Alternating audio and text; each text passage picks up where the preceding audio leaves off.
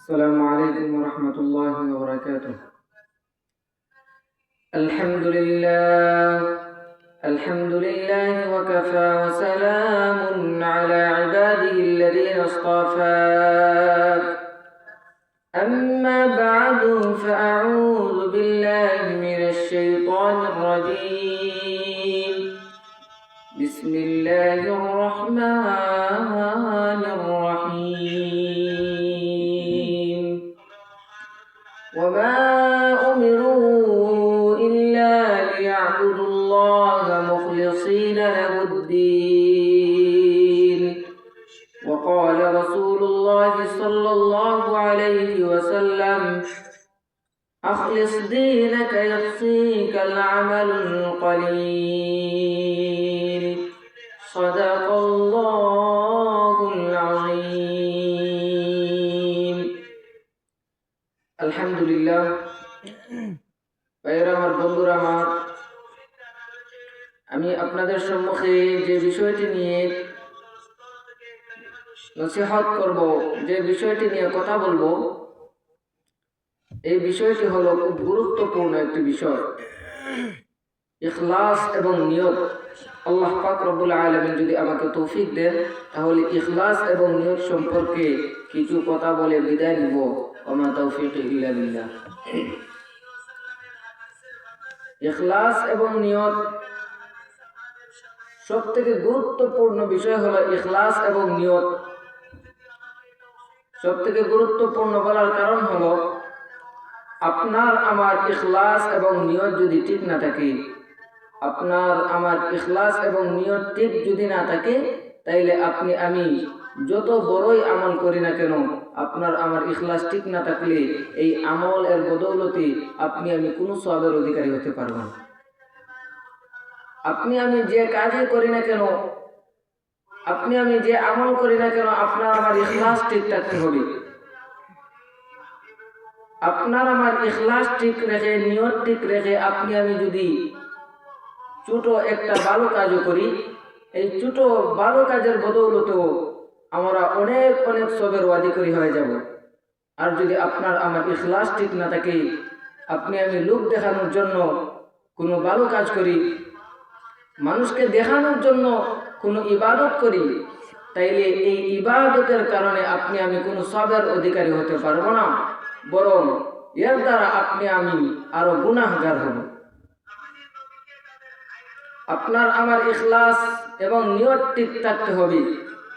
আপনি আমি নামাজ পড়ব স্বয়ং আল্লাহ তাআলাকে রাজি খুশি করার জন্য, কোরআন তিলাওয়াত করব আল্লাহ তাআলাকে রাজি খুশি করার জন্য, মানুষকে সাহায্য করব আল্লাহ তাআলাকে রাজি খুশি করার জন্য, আল্লাহ তাআলাকে রাজি খুশি করার জন্য আমাদের নিয়ত থাকতে হবে।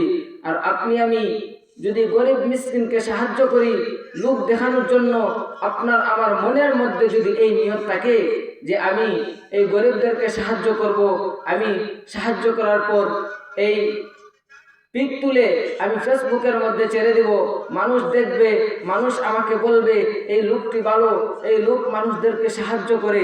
আপনার আমার মনের মধ্যে যদি এই নিয়তটা থাকে যে মানুষ আমাকে ভালো বলবে, আমি মানুষদেরকে সাহায্য করব, সাহায্য করে মানুষদেরকে দেখাইবো, মানুষ আমাকে ভালো বলবে, এই নিয়তটা যদি আপনার আমার মধ্যে থাকে, তাইলে আপনি আমি এই সাহায্যের বদৌলতে, এই ভালো কাজের বদৌলতে আপনি আমি কোনো সওয়াবের অধিকারী হতে পারবো না।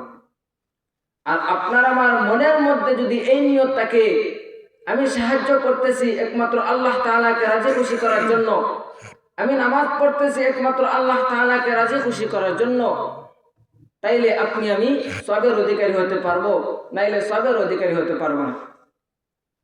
ইখলাসের সাথে ছোট কাজ করলেও বড় নেকির, বড় সওয়াবের অধিকারী হওয়া যায়। আপনাদেরকে একটি ঘটনা বললে আপনারা সহজে বুঝতে পারবেন। হযরত আবু দাউদ রাহমাতুল্লাহি আলাইহি একজন বড় ওলি ছিলেন। তিনি লঞ্চ যুগে একটি নদীর দিকে যাচ্ছিলেন, লঞ্চ দিয়ে অপর দিকে আরেকটি লঞ্চ আসছিল। যখন অপর দিক থেকে লঞ্চ আসলো, তখন হযরত আবু দাউদ রাহমাতুল্লাহি আলাইহি এর হাসি উঠলো।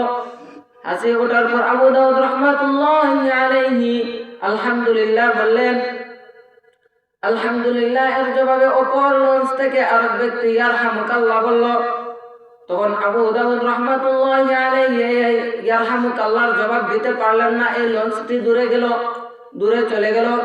তখন আবু দাউদ রাহমাতুল্লাহি আলাইহি মনে মনে ভাবতেছেন, এই লোকটি আমার আলহামদুলিল্লাহ এর জবাবে ইয়ারহামুকাল্লাহ বলল, কিন্তু আমি ইয়ারহামুকাল্লাহর জবাবে আমি কিছুই বলতে পারলাম না। এই লঞ্চটি দূরে চলে গেল, অথচ এই কাজটি তো আমার উপর ওয়াজিব হয়ে গেছে, আমি এই কাজটি করতে পারলাম না। তখন আবু দাউদ রাহমাতুল্লাহি আলাইহি মনে মনে ভাবতেছেন আর কষ্ট পাইতেছেন। তখন আবু দাউদ রাহমাতুল্লাহি আলাইহি এর লঞ্চ যখন পারের মধ্যে নিয়ে বিরাইল, তখন আবু দাউদ রাহমাতুল্লাহি আলাইহি টাকা ভাড়া করে একটি বুট ভাড়া করলেন। ভাড়া করে এই লঞ্চের মধ্যে গেলেন। লঞ্চের মধ্যে যাওয়ার পর এই লোকটির ইয়ারহামুকাল্লাহর জবাবে বললেন, ইয়াহদিকুমুল্লাহ। তারপর হযরত আবু দাউদ রাহমাতুল্লাহি আলাইহি যখন রাতে ঘুমালেন, ঘুমানোর মধ্যে আবু দাউদ রাহমাতুল্লাহি আলাইহি স্বপ্নে দেখতেছেন এক ব্যক্তি এসে আবু দাউদ রাহমাতুল্লাহি আলাইহি কে বলতেছে, হে আবু দাউদ,